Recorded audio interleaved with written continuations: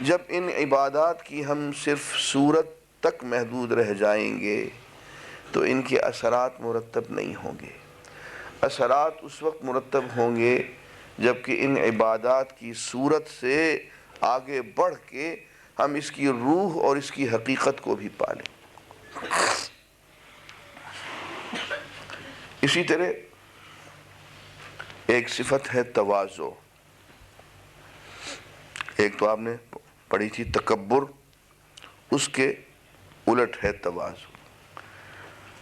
انانیت کا تقاضا ہے تکبر، اور اللہ کی محبت کا تقاضا، مخلوق کی محبت کا تقاضا ہے تواضع۔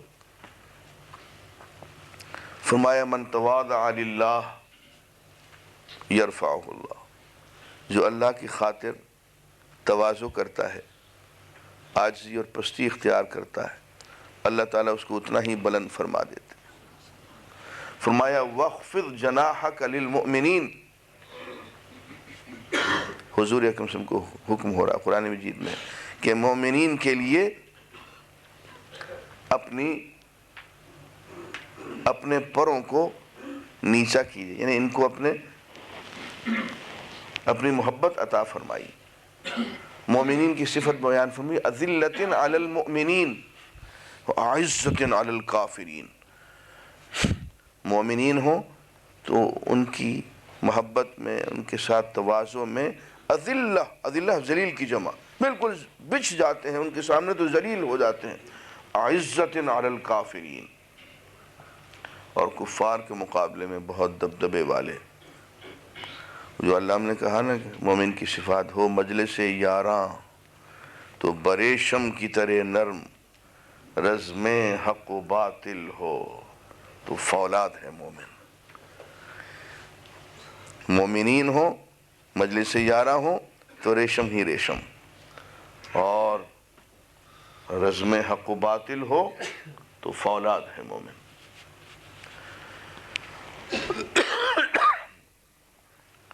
اور میں نے عرض کیا کہ نماز جو صفات ہم میں پیدا کرتی ہے ان میں ایک صفت طہارت ہے، عفت ہے۔ فرمایا والذین ہم لفروجہم حافظون، وہ لوگ جو اپنی شرمگاہوں کی حفاظت کرنے والے ہیں۔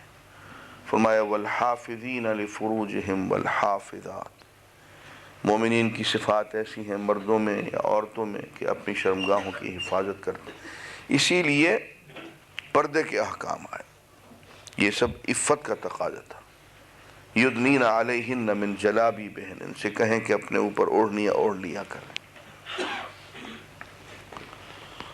اور زکوٰۃ کی صفات، زکوٰۃ کی تربیت میں سے ایک صفت جو ہے وہ اعتدال کی ہے، میانہ روی کی ہے۔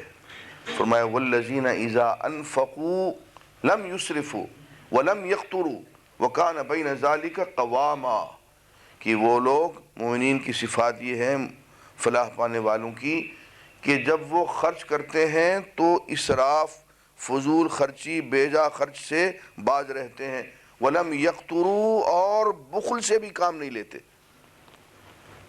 تنگی بھی اختیار نہیں کرتے، وکان بین ذالک قواما، اور ان دونوں کے درمیان اعتدال کا رویہ اختیار کرتے ہیں۔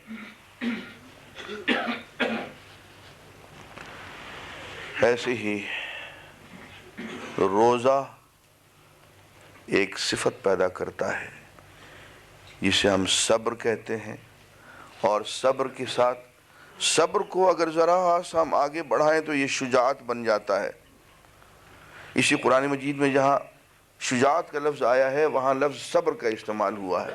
والصابرین فی البأساء والضراء وحین البأس، وہ لوگ جو کہ صبر کرنے والے ہیں تنگی کے عالم میں بھی، خوشحالی کے عالم میں بھی، اور جنگ کے عالم میں بھی، تکالیف کے عالم میں بھی، بیماری کے عالم میں بھی، اور جنگ کے عالم میں بھی صبر کرنے والے۔ اب جنگ کے عالم میں صبر کرنے کا کیا مطلب ہے؟ کہ میدان جنگ میں ڈٹا رہے، یہی تو شجاعت ہے۔ اور اسی صبر کی کیفیت سے ایک اور خصوصیت پیدا ہوتی ہے، خصلت پیدا ہوتی ہے، اس کو استقامت کہتے ہیں۔ حضور اکرم صلی اللہ علیہ وسلم سے کسی نے پوچھا کہ مجھے ایک نصیحت فرما دیں کہ پھر کسی اور سے پوچھنے کی ضرورت ہی نہ رہے۔ آپ فرمایا قل آمنت باللہ ثم استقم، یوں کہو میں اللہ پہ ایمان لے آیا، پھر اس پہ ڈٹ جاؤ، جم جاؤ، اس کو استقامت کہتے ہیں۔ قرآن مجید میں ہے فَلِذَلِكَ فَادْعُ، اسی دین کی دعوت میں لگ جاؤ، وَاسْتَقِمْ كَمَا أُمِرْتَ، اور تمہیں جس چیز کا حکم دیا گیا ہے اس پہ جم جاؤ، استقامت اختیار کرو۔ وَلَا تَتَّبِعْ أَهْوَاءَهُمْ، اور لوگوں کی ہوا ہوس کا اتباع نہ کرو۔